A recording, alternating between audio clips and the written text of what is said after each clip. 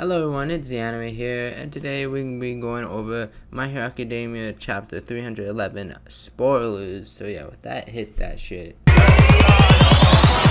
bitches love souls, and I know it. Fucking with the whole ones, you won't get fucked over. Ferraris and Rovers, these old lunchy souls, and I'm with that Cobra. Now that what's left over, they do it all for souls, so you wasn't making no noise. So the chapter's name is They're Here, and this alludes to seemingly either the League of Villains making the move or a different villain or vigilante group making the move, as we'll see later on in the chapter, but I believe it's the League of Villains making the move to get Deku. So basically it says, some low-tier villains are attacking what seems to be a department store, screaming and shooting at Endeavor. He notices one of them using a nail gun support item and immediately associates it with Dinetrat, blaming them for making items way stronger than they're supposed to be. So basically Dinetrat, the person that was helping Shigaraki during the war, and the League of Villains during the war, with his empire that he built up by making support items for both villains and heroes. So yeah, he just was caught making support items way stronger than he's supposed to. Endeavor hits the villain with his new technique called Ignited Arrow. Okay, so this better look amazing. I'm thinking a full-on arrow, just like a full-on flaming arrow. Boosh! That'd be cool. On the ground, the man yells at him, saying he's the one to blame for all of this, to which he responds, that's exactly right, I'm on the streets, basically trying to get redemption. Endeavor hands the villain to the police and goes to meet Best Jeanist, who says that once again, the villains who had no connection to Shigaraki and All For One, while they're talking, a large group of people is protesting with signs that say we don't need fake heroes. They call the top three gods of the plague, and saying that if they managed to capture Shigaraki in the first place, there would be no jailbreakers to worry about. Something I want to focus on here is how they're saying like the top three are the gods of the plague, which could be interpreted in two ways. One of them's the less interesting way, is basically just saying that they like caused all this chaos that's basically like a plague. And another way you can look at it, it could be possible that Overhaul's ideals about how the quirks are just plagues because they came from rats. It was some type of like a sickness from rats, but it turned out to like kind of help humans evolve in some way to get quirks. That people are starting to look at it, quirks, as a plague, and since these three are the top heroes, that like the gods of this plague, that became gods because of the plague. It's just an interesting way that you could look at it, but it's probably like the former. That's just like a way to say like these people caused like this like outrage and chaos because they couldn't stop Shigaraki. But it could lead to the other way, which would be an interesting storyline plot. Just something I wanted to say. They also say that media has been presenting the idea of Shigaraki targeting being someone else, so that means Endeavor is lying to them. Once again, as Endeavor goes back to the car, the protesters call him a coward and ask him if he saw the family's derby burned on the TV. Now, I'm not sure if these are like he actually like just did a live execution or something. Like that would be crazy, but it's possible. Or maybe I'm just missing something, that I'm just being dumb. It's possible I'm just missing something, but yeah. Inside the car, Hawks is on the phone with Edshot, talking about the investigation on the Paranormal Liberation Front. That's the organization I was looking for. Which apparently isn't going too well. Hawks then asks Endeavor if they should start operating in distance at 1 to 2 kilometers from Deku and All Might, since if the people discover about the connection, things will get even rougher for them. Endeavor agrees to take some distance because he doesn't want to put more stress on Deku. He also comments that they're using him as bait to lure the League of Villains, but they're not yet to make any move.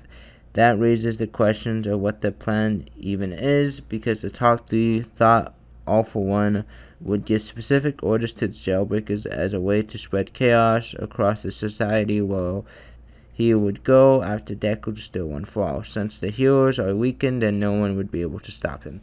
Basically, they thought that he was gonna do, just like spread chaos so that he could just go and take Deku's quirk.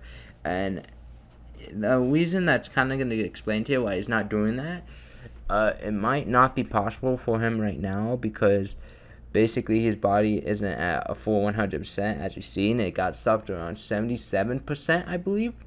So it's possible that in order to take One For All, that All For One, his body, or Shigaraki's body that he's trying to take over, has to be 100% completion, which then would just add like another layer that they have to get through before they can just go and take One For All, which also would make sense as we're going to see here in a second. Let's just continue reading. The hero's been weakened, no one will be able to stop him.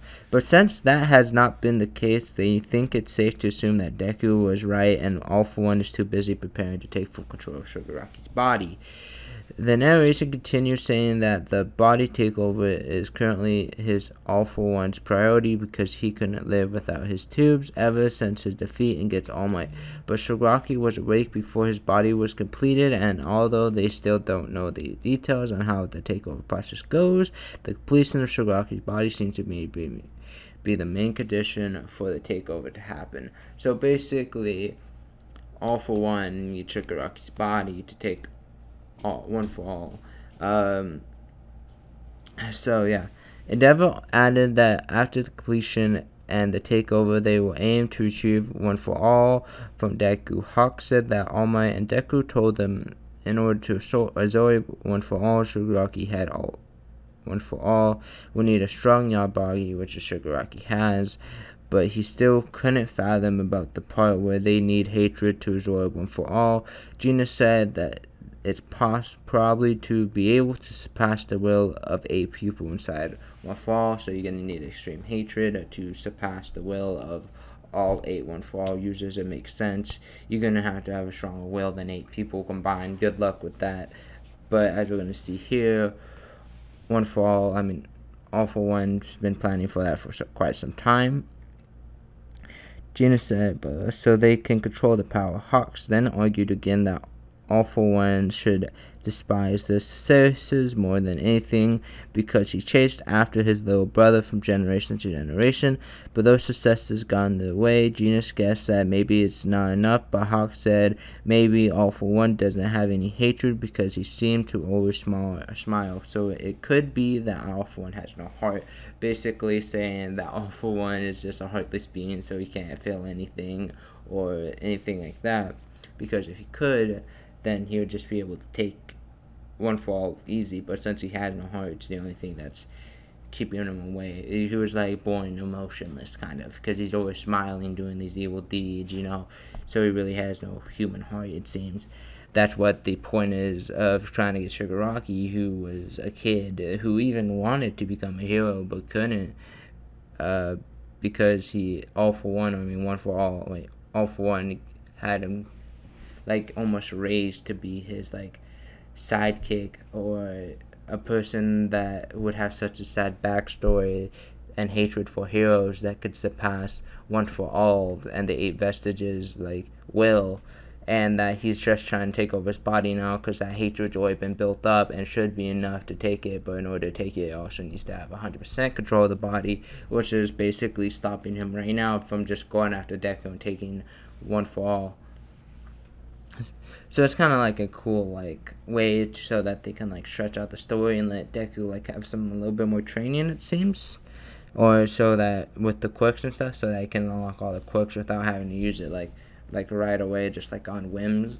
So yeah, they continued the conversation, and then the scene changed to All Might watching Deku on a monitor in his car. When suddenly Deku was gone from the radar. At the same time, something that looked like a grenade was thrown towards All Might's car, and in the next panel, his car blew up. So, All Might's death, question mark? This is a high possibility that All Might just died right in front of our eyes, and if so, let's get a big rip to the Papa All Might, Deku's dad. Or it's possible that this is just like foreshadowing or something, just to scare people, to keep the readers on edge for like the next couple chapters to come, because we wouldn't know what happened to All Might until the next, like, at least chapter after this one. So it's just something to keep us invested. So he could not be dead. He could be dead. Who knows, really? We won't know until, like, 2 more chapters from now, it seems, based on how the story is going. In the next scene, Deku's seen something attack Deku's phone, and we saw that treacherous lady with a cannon-like thing coming out from her elbow. She said, "Green Boy, I'm gonna take you with me. If you comply, I'll let you keep your arms and legs." End of chapter. So basically, that lady that we saw in the panel from Tartarus, if I remember, I'll put a picture of what the panel looked like in this chapter up on screen. But basically, she has an elbow cannon just like coming out of her arm. And it honestly looks pretty cool, and honestly she's cute, so it's even better. Hey. So yeah, I'm excited to see what this chapter looks like and how good it looks. Because honestly, this seems like it's gonna be a good chapter. And yeah, with that, hope you enjoyed the spoilers. Like, subscribe if you enjoyed the video, and yeah, ZAnime signing off.